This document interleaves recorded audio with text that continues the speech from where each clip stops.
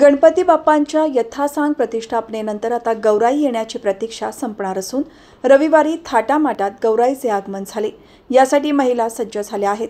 गौरीच्या स्वागतासाठी घराघरात महिलांची लगबग सुरू झाली होती।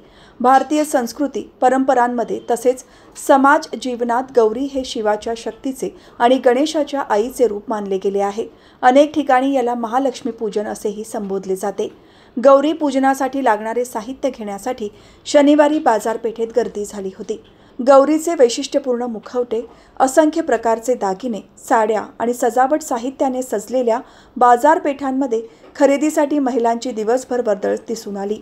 घरात प्रवेश करताना दरवाजापासून पूजा होणाऱ्या जागेपर्यंत लक्ष्मीच्या पावलांचे ठसे उमटवले जातात।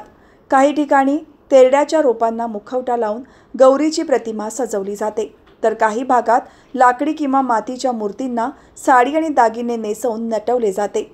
गौरी पूजनाच्या दिवशी कोकणात ओवसा पद्धत केली जाते। सुहासिनी गौरीला वाण देतात।